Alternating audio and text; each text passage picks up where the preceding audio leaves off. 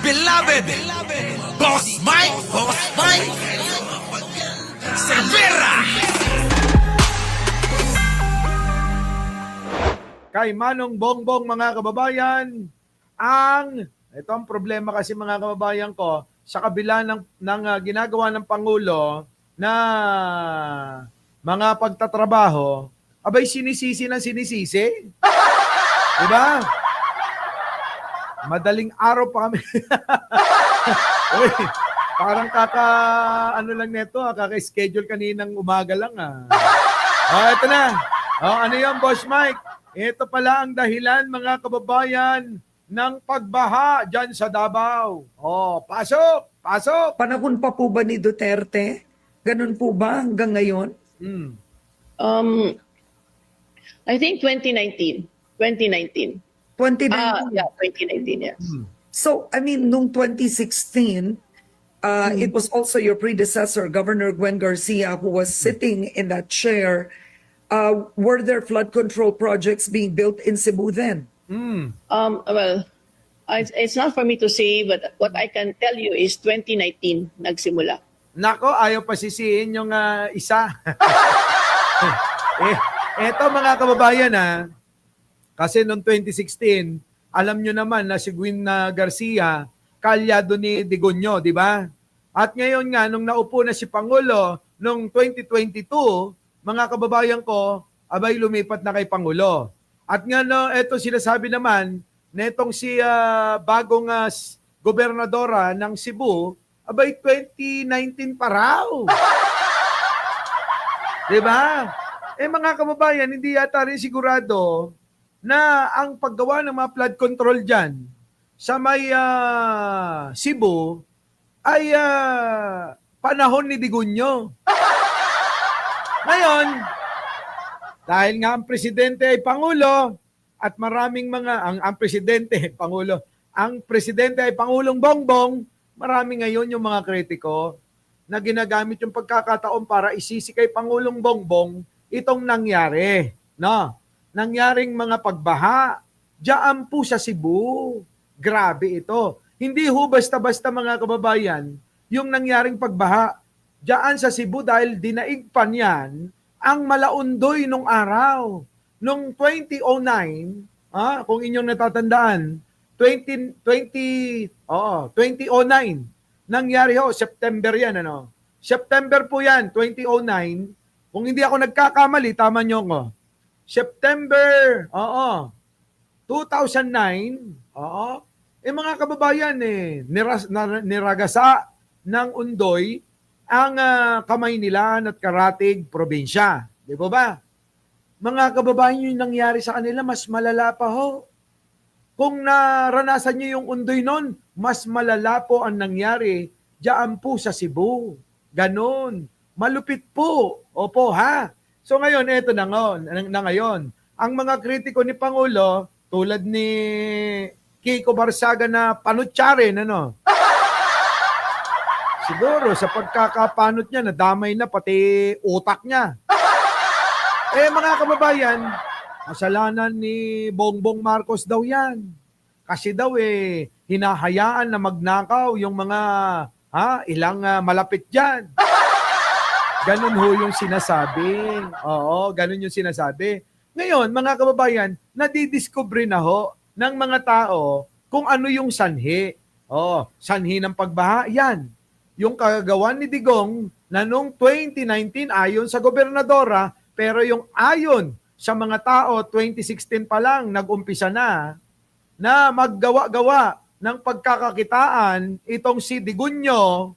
Di ba? Wala ho, mga kababayan ko. Oo. Di ba? Kita nyo. Eto pa, mga kababayan ko. Ewan ko kung natatandaan nyo si Manang Gina. Si Manay Gina Lopez. Natandaan nyo ba?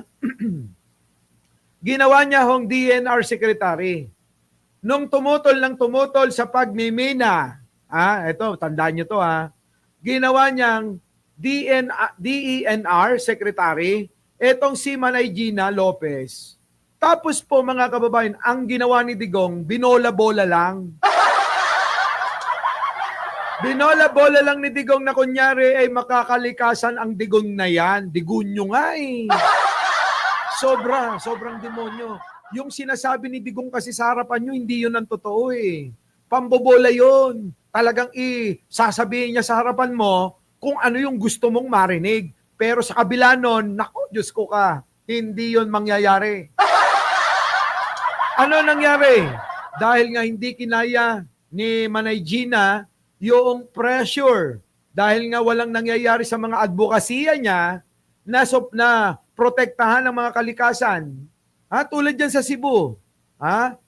Walang nangyari ho. Nagretiro na lang, nagresign na lang yung ale. Ganon. So, nasusundan nyo mga kababayan, ano? So, eto na si Manay naman. Tuwan-tuwa naman sa pambobola ni Digong. Na, may kwento pa yan, may kwento pa yan. Ang sabi mga kababayan ikaw, pumunta daw si Manay Gina doon sa Davao at kinausap siya ng madaling araw hanggang inabot na daw sila ng alas 4 ng madaling araw sa pag-uusap, nakakatatlong oras na, mga kababayan, inaantok na raw si Digong, kaya napilitan na lang daw na, gusto mo ba mag-DNR Secretary? DENR Secretary? Yun na yun. Pero, ang nangyari, yung pong advokasya nung ale, ginamit lang ni Duterte. Ano nangyari? Dahil ayaw ho ni Manay Gina ng mga pagsira sa kalikasan. Ayaw ni Manay Gina ng mga ganyan. Kasi sinasabi nga niya na ang pagsira ng kalikasan ay pagsira sa ating mamamayan. Diba? Yun ho yung sinasabi ni Manay Gina. Ang pagsira sa kalikasan ay pagsira sa ating mamamayan. At lalong-lalo na sa mga mahihirap nating kababayan. Yaan ang unang-unang mga tatamaan. Kapa niya. Natandaan nyo ba yon? Ako natatandaan ko pa yun eh. Batang-bata pa ako nun. Mga kababayan ko ha. Natandaan ko pa yon. Ewan ko kung natatandaan nyo. Pero mga kababayan ko, ano nangyari ho? Ito, tignan ninyo, mga kababayan ko. Ang pagsira po sa kalikasan ay ginawa ni Duterte. Di ba kayo nagtataka? Anong ginawa ni Duterte? Sinira ang kabundukan dyan po sa Cebu. Ginawa hong Dolomite Beach sa Maynila. Kulang na lang mga kababayan, pag-aaway-awayin niya may taga Maynila at taga Cebu. Di ba? Walang iya si Duterte mga kababayan. Sige, pakinggan natin to ha. Pakinggan ito, basta 2019 yan mga kababayan, 2016 Regardless, sabi ni Tulpo. Regardless, kahit anong taon pa yan. Basta sa panahon ni Digong, okay na yun. Pasok. Is beautiful to the eyes. Period. Kita nyo? Sabi rito, bundok sa Cebu, winasak para sa palamuti ni Duterte. Dolomite Beach is, ano yan? Sabi ni Duterte, maganda daw sa paningin ng nakakarami. Pero mga kababayan ko, hindi tinignan ang epekto eh. Lagi lang si Digong mga kababayan, paimbabaw. Ibig sabihin, gusto lang yung makita ninyo na maganda. Pero yung pangmatagalan at epekto, hindi niya pinapakita. Yun po yun. Ayan pakinggan nyo pakinggan natin. Dolomite is beautiful to the eyes. Period. Period. Maganda sa paningin. Ng mga tao. Maganda sa paningin natin, sa mga mata natin. Period. Tignan nyo nangyari mga kababayan ko. Sumira ka ng isang bundok, ng mga kabundukan sa Cebu, itinambak mo sa Maynila, diyan sa Dolomite Beach. Ano nangyari ngayon? Tapos ngayon mga kababayan ko, itong mga ilang mga DDS at nakakahiya pa dahil mga kongresista ang nagsasabi na kasalanan na naman ni Pangulo ang pagbaha diyan po sa Cebu, kundi ba naman mangmang at tanga? Tama? Ngayon eto. Ano nangyari dyan sa Dolomite Beach, mga kababayan ko? Ginastusan po ito ng milyon-milyon. Kulang-kulang, kalahating bilyon ang ginamit dito, ginastos ni Digong. Para ho kayo'y bulagin. Oo. Ito ay pamamaraan ng pambubulag sa mga Pilipino. Para maipakita lang ni Digong yung isang bagay na na inyong, na bagong-bago sa paningin ninyo. Pero, kung pagkakaisipin ninyo, anong silbi nito, Aber? Sabi nga kahapon ni Koy, hindi naman nag-generate ng kwarta yan para mabawi yung ginastos niyan. Tama! Ngayon mga kababayan, etong winasak na kabundukan, magtataka kayo, mga kababayan ko. Bakit? Kasi diyan po, nagkaroon ho ng pagpapatayo ng exclusive subdivision. Oo, na pangmayaman. Kita nyo ang kagunggungan ni Digong? Yung pong kanyang ginagawa ay hindi po talaga para sa mga mahihirap na taga-suporta niya. Dangan lang. Na itong taga-suporta ni Digong ay sadyang mga mahihina mag-isip lang. Bubo, kumbaga, di ba? Mga kababayan, hindi nila maisip na yung ginagawa niya ay isang malaking panggugulang. Sipin yung maigi yan, mga kababayan ko. Ewan ko, ha? Tingnan nyo ho, mga kababayan ko. Kinuha sa kabundukan, pinatag, hinukay yung kabundukan, yung nahukay, minina na mga lupa na ginawang Dolomite Beach, Dolomite sand, dinala sa Manila Bay. Pagdala sa Manila Bay, pinagkakitaan. May pondo yan. Ngayon, yung lupa naman, sa kabundukan na pinagmiminahan, ayun, yung iba iniwang nakatiwangwang. Yung iba naman ay ginawang subdivision.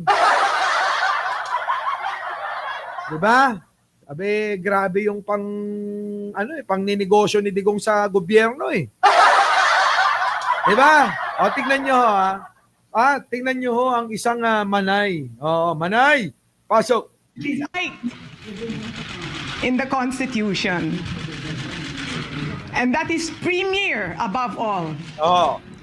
And it is the duty. Kita nyo, galit na ho siya dyan. Yan po yung paalis na ho eh. Yung po siyang, nadismaya na ho ng husto. Yung nadismaya na, Letisa, hoy! Nadismaya na ho ng gusto si Manay Gina dyan. Kasi nga ho, iba ho yung nangyayari sa sinasabi nung matandang si Digong. Nagets nyo? Iba kasi, hindi nangyayari yung totoo eh. Yung ang nangyayari mga kababayan, kabaliktaran sa sinasabi ni Digong nyo eh. Eto na. Pakinggan natin tuloy-tuloy. Pasok! It is our right in the Constitution. And that is premier above all. And it is the duty of government Correct. to grant our people this right. Kita nyo, pinagdiinan niya, dinina niya. Di ba? It's our duty. Duty, pukin ang ina mo, Digong. Parang gustong sabihin, mura-murahin na si Digong eh. Di ba? Tama. Yan po yan, mga kababayan ko. Tama yung sinasabi ni Manay Gina. Sa totoo lang. Tama. We can bring on peace, but you cannot kill the environment because if you kill the You cannot kill the environment. Hindi nyo po pwedeng patayin itong ating environment. Mga kababayan ko? Dahil ang pagpatay sa environment ay pagpatay sa mamamayang Pilipino, sabi ni Manay. Grabe, no? environment, you kill everything. Kita nyo? Tama, no? Nangyari nga, no? Kapag pinatay nyo ang environment, papatayin yung lahat. Tao, hayop, mga halaman, kalikasan, grabe mga kababayan ko. Di ba? Pag pinatay Eka ang kalikasan, pinatay nyo ng lahat. Oh, saan ka pa? Eh di, sumalangit na ang kaluluwa ni Manay Gina. Namatay na ho si Manay Gina pagkatapos ho, mga kababayan ng ilang panahon na siya po ay nagretiro na po sa DENR. Opo. Na ito kasi mga kababayan, masugid na tumututol talaga sa pagmimina. Sa pagwasak ng bundok na tulad na ginawa ni Digong at ginawang palamuti diyan po sa may Manila Bay. One-third of the Filipino, one-third of the Filipino, one-third of the Filipino depends on our natural resources. Sinong nagdudusa pag winawasak yung kalikasan? Sino? Oh, taga Cebu! Oy, taga Cebu. Di ba mga kababayan ko, sino nagdurusa? Ang mga Pilipino. Ano nangyari mga kababayan ko? Ayan. Sa mutsari ng kalamidad ang nangyayari. Nandyan ang landslide, nandyan ho ang pagbaha, mga kababayan ko, na dulot po ng pagsira ng kalikasan. Yan po yung gustong sabihin ni Manay Gina kay Digong eh. Pero mga kababayan ko, alam nyo, si Digong, oo, babak upang kita. Oo, nasa likod mo ko, Manay Gina. Ganon nang ganon si Digong sa kanya, siyempre, maniniwala, di ba? Oo, presidente yun eh. Secretary siya eh. Oh, Mr. President, sinisira na po nila yung ating kabundukan. Akong bahala. Gusto mo patayin ko yung mga yan? Yung ganong mga banat, pero yung totoo. Sige, tuloy nyo lang yan. Sayang ang pera. Ganon eh. Ganon ang ginagawa ni Digong, kabaliktaran eh. Sa mata ng mga mahihina, hindi nahahalata na si Digong, sila'y dinadaya. Tama? Hindi nila alam yung mga DDS na dayang-daya yung mga mata nila na talagang napaglaruan na yung kanilang damdamin at isipan nilinlang. Mahihirap. That's the Yes. fact. Kalikasan, sino? Yung mahihirap. That's the fact. You know, the rich have air cons and all like this. Who suffers if you kill the environment? It's the Kita poor. nyo? And whose duty is it to protect our people? It's the government. Kita And nyo? when you make this Tama! Ang gobyerno ang dapat pumotekta pero si Digong hindi niya ginawa. Oh, Digong, nasaan ka man kung buhay ka pa? Sabi ni Manay Gina na dapat ang gobyerno ang pumoprotekta noong panahon mo. Pero bakit iba ang nangyari sa sinasabi niya? Diba, no? Grabe mga kababayan tong si Digong, demonyo talaga. Ewan ko ba. Ang hihina kasi ng kukote ng mga ilan nating mga kababayan na pinaniniwalaan pa rin yan. Kita nyo naman, gusto nilang tanggalin si Apo Bongbong tapos ipapalit nila. Sino? Si Inday. Ayaw daw nila sa magnanakaw, mga kababayan. Pero ang ipapalit nila ay bokyan na sa pagnanakaw niya. Ganong kahihina mga kukote niya, mga bobot tanga. Sigaw ng sigaw, ayaw namin siya magnanakaw, Eka. Pero yung ipapalit nila, may issue ng pagnanakaw. Pero hindi malilinlang ang lahat sapagkat marami nang mulat at sumisigaw ng Sara, magnanakaw. Bubobo, no? Ayaw namin Eka ng magnanakaw. Tama na. Ayaw namin ng magnanakaw. Puro kurap. Si Manong Bongbong ni minsan hindi pa nila napakitaan ng ebidensya na nagnanakaw siya. Di ba? Lahat na lang ng banat kay Pangulo, mga kababayan ko, puro fake news, gawa-gawang kwento. Pero yung gusto nilang ipalit tulad ni Sara, kitang-kita na pagnanakaw, may resibo na. Aba, saan ka pa? Yun ang gusto nila. Di ba, Joseph Machete? Ewan ko sa mga DDS na yan. Kita nyo naman mga kababayan eh. Kung malinaw ang isip mo, talagang hindi naman kailangan palinawin ng gusto ang isipan at pangunawa. Kung hindi mga kababayan, iisipin nyo lang, ha? Iisipin nyo lang ng very, very light. Sabi nga, makikita nyo na una niloloko na kayo ni Digong eh. Pero itong mga DDS, na mga mangmang at tanga, ang mga kababayan, kulang na lang mga kababayan, sabi ko sa inyo, gamitin ang dila sa pamunas ng puwet ni Digonyo. Decisions based on business interests, you have shirked your responsibility. You have lost the moral ascendancy to rule the government because to you, business and money is more important than the welfare of Di ba? Mas mahalaga ang alin, negosyo at pera. Di ba? Kaysa ho mga kababayan sa mga marami nating mamamayan. Yan po yung sinasabi ni Manay Gina. Ngayon alam nyo na. So anong ginawa ni Digong? Digong. Is beautiful. Narinig nyo. Pakinggan nyo. Dolomite is beautiful to the eyes. Period. Period. Kaya kahit manira ng bundok, wala kayong paki. Ang mahalaga, makita ng mga DDS, may magandang beach sa Maynila. Di ba? Ganyang kabobo yung mga DDS. Sobrang tanga, sobrang mangmang, at sobrang bobo nila. Yung pambubulag ni Duterte sa mga mata nila, hindi nila makita. Paano mabubulag pa? Binulag na nga. Ano tawag doon? Pambubulag, di ba? Kinuha yung kabundukan, tinapyas, minina, sinira ang kalikasan ni Digong. Yung pinagbaklasan, hinukay, dinala sa Manila Bay, tinambak nila. Gumastos ng ilan, daan-daang milyon. Ano ang resulta? Ayun, lalong nagbaha sa Maynila. Our beloved Boss Mike! Boss Mike!